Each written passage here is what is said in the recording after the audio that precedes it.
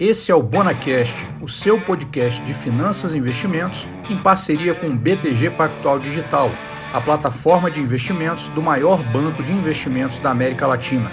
Abra sua conta. Olá pessoal, seja bem-vindo a mais um podcast. Vamos fazendo reflexões interessantíssimas sobre finanças e investimentos. Bom, eu julgo interessantíssimas, né? Espero que você também venha fazendo o julgamento dessa mesma maneira. Mas se não fizer também, quiser dar umas pancadas, não, você só fala bobagem, vai, escreve aí no comentário, não tem erro não, meu. Aqui todos os comentários são bem-vindos, sempre que forem construtivos, mesmo que contrários, isso aí é do jogo e é importante porque ajuda todo mundo a se desenvolver. Mas vamos lá. Hoje eu queria falar sobre a questão do investimento em ações para pessoas de idade mais elevada, né? Existe aquela lógica de investimento seguindo idade, que é a regra dos 100, a regra dos 80, que é uma das maneiras de você pensar na carteira de investimentos, que eu particularmente acho que não funciona, não é adequado, mas acho que traz um insight valoroso, que é o seguinte: existe uma técnica de você fazer um investimento onde você se expõe mais à renda variável conforme menor for a sua idade. Então, por exemplo, na regra dos 100, você pega o número 100, diminui a sua idade. Você tem 30 anos, então diminui 100 de 30 a 70. Então você teria 70% em renda variável e 30% em renda fixa. E na medida que a sua idade vai passando, vai avançando, você passa a ter menos renda variável. Por quê essa lógica? Da onde vem o insight para isso? O insight para isso vem justamente de que quanto mais jovem eu sou, mais tempo eu tenho para que o longo prazo aconteça e com isso os meus investimentos vão ser adequados dessa maneira, né? Então, em tese, uma pessoa com... E aí, fiz uma confusão aqui, mas que eu lembrei uma coisa rápida aqui. E existe também uma variação da regra do 100, que é a regra do 80, que é a mesma coisa. Então, se eu tenho 30 anos, eu pegaria 80, diminuiria 30, né? E aí com 50 seria a minha renda variável, né? De maneira que se eu chegar a 80 anos eu terei zero em renda variável, né? É porque no 100 muitas vezes ele vai ficar acima da expectativa de vida, então isso significaria que a pessoa nunca deixaria de ter renda variável, sempre teria. Então você vê as duas possibilidades e considera aquela que faz sentido em termos de estudo do que eu vou falar aqui agora ao longo de insight ao longo do podcast. Então, por exemplo, faz sentido, eu acho que não faz sentido a gente escolher dessa maneira, porque pessoas diferentes, simplesmente por ter a mesma idade, não têm aspirações diferentes, não têm perfil de risco diferente, não tem a mesma quantidade de filhos, um é casado, um é solteiro, outro tem 10 filhos, outro tem 2, o outro está num momento de vida que ele não pode correr risco, o outro pode. Então tem vários fatores que são da vida individual de cada um, e todas as fórmulas de investimento que não levam em consideração o indivíduo, eu tendo a combater, né? Eu não gosto. Eu falo, mas aqui você está olhando tudo, menos o indivíduo. Então, eu não gosto não. Mas o insight interessante dessa ideia é a ideia de que quanto mais jovem eu sou, ou quanto mais velho eu seja, menos eu deveria ter renda variável, porque o longo prazo fica menor para mim. Esse insight eu acho valioso, sim. Só que muitas pessoas falam assim, então por que uma pessoa de idade elevada teria renda variável? Não deveria ter, porque ela não vai ter mais longo prazo.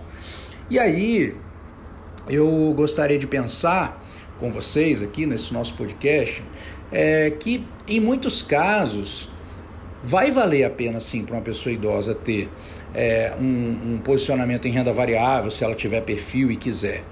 Por quê? Quando a gente fala que ela não teria, é porque a gente pensa que lá, uma vez que ela já está aposentada e tal, ela precisa de ser muito conservadora porque ela depende do fluxo de dinheiro que ela vai ter. Então, a renda fixa é um fluxo garantido, né? mais garantido. Então, já que ela vai usar essa grana para subsistência, para custear o nível de vida dela, os gastos diários, então faria algum sentido pensar desse jeito. Faz sentido. Mas aí você pensa, então essa pessoa não deve ter ações, porque imagina, se ela for viver disso, ela vai viver disso, dessa grana, e aí as ações sobem, as ações descem, a empresa que ia pagar no dividendo não pagou, e aí ela se viu numa situação ruim. Tudo bem. Só que existem as outras pessoas que conseguem acumular um valor que elas não vão usar. E aí entram os objetivos não de longo prazo, mas de longuíssimo prazo, tá? E entre os objetivos de longuíssimo prazo estão aqueles que vão existir mesmo depois da sua vida. Então, por exemplo, eu posso ter um objetivo de deixar um legado para minha família, de adiantar a vida dos meus filhos, dos meus herdeiros. Então, nesse caso, eu estou fazendo um investimento não para mim, mas eu estou fazendo um investimento vislumbrando a formação de riqueza familiar. E aí, quando a gente fala de longuíssimo prazo, algumas pessoas vão pensar assim, longuíssimo prazo é o quê, né? É sempre essa questão. Muitas vezes a gente fala, que eu falo mesmo, longo prazo é acima de 5 anos, mas com a ideia de que o longo prazo não é assim de 5 anos, na verdade. A gente joga essa ideia para a pessoa falar assim, cara, é daqui a um tempo. Mas o longo prazo, na verdade, é não ter prazo, né? Você não tem prazo para usar o dinheiro, sabe? Antes de que seja a aposentadoria. Você não tem prazo para usar, você vai acumular indefinidamente. E aí eu entendo como uma janela de longo prazo, aquela que pode ir de 5 anos realmente até 10, 15, 20, 25, 30, quem sabe, né?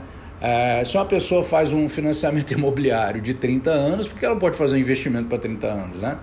Então essas coisas a gente tem que lembrar. E o longuíssimo prazo mesmo, eu consideraria prazos ainda maiores do que esse, ainda maiores do que 30 anos de repente, ou que são objetivos que você mesmo não vai usufruir, que você está montando, construindo riqueza para a família, né? Então às vezes as pessoas pensam nisso, e de fato eu já tive contato com investidores que fizeram isso, fizeram os investimentos pensando na família, pensando na sucessão, e ao longo da trajetória deles, né, do contato que eu tive com eles, se foram, né, faleceram efetivamente, e aqueles planos se cumpriram, né?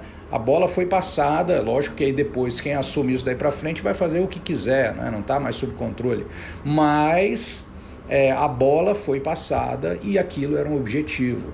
Então, em alguns casos, você ter a renda variável, mesmo de acordo com a sua idade, pode ser útil se você estiver fazendo projetos de longuíssimo prazo, que possam ser até mais longos que sua própria existência. B, que você goste e queira ter as ações e que você não vá depender daquele capital para custear a sua sobrevivência. E C, se você goste muito e queira, porque você gosta, aquilo te permite se manter estudando, se manter antenado nas coisas, e aí tem um outro benefício, né? Então eu acho que pensando nessas maneiras, nessas possibilidades, sem dúvida alguma eu acho que sim, pessoas de idade avançada podem perfeitamente ter ações na carteira, seguindo essas premissas e contendo com essas questões em foco aí. Não seria nenhum absurdo, não. Então é isso, eu queria hoje trocar essa ideia para a gente não transformar aquela ideia de que o investidor de longo prazo não deveria ter ações ou deveria ter muito pouco, que a gente não transformasse aquilo num mantra que não pudesse ser readequado de acordo com algumas necessidades particulares. Beleza? Então é isso, esse foi o nosso podcast de hoje. Espero que tenha sido um bom insight para você pensar também. Um grande abraço e até a próxima. Valeu!